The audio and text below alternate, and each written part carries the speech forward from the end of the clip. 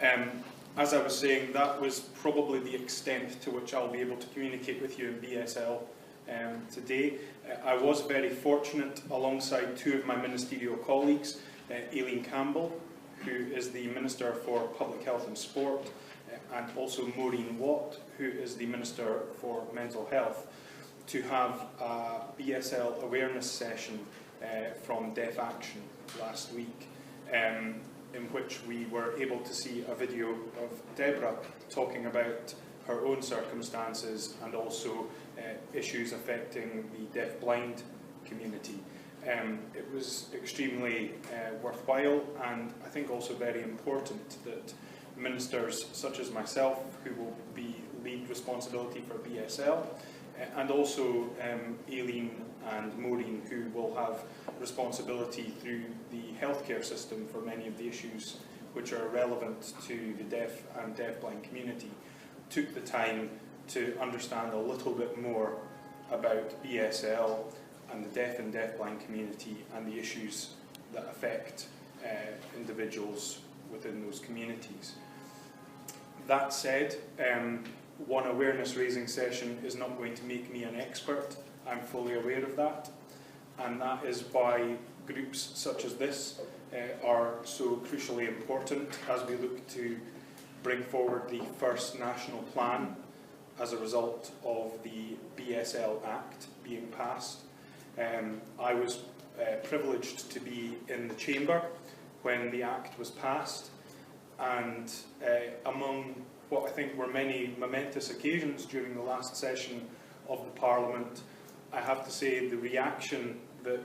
greeted the passing of that legislation, I think, was up there with the reaction that greeted the passing of the Equal Marriage Bill, in terms of the outpouring of emotion and gratitude from members of the community who attended, and also the relations across the parties in making sure that the legislation was as good as we could make it in the chamber. So,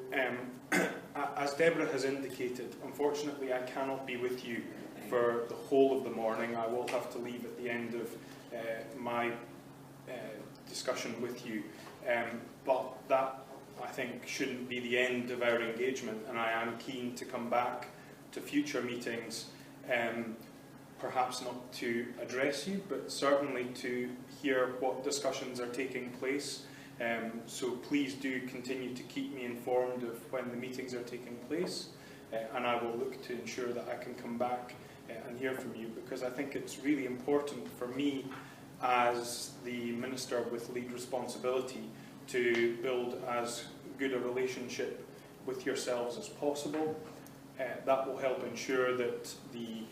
plan that we take forward is realistic and achievable,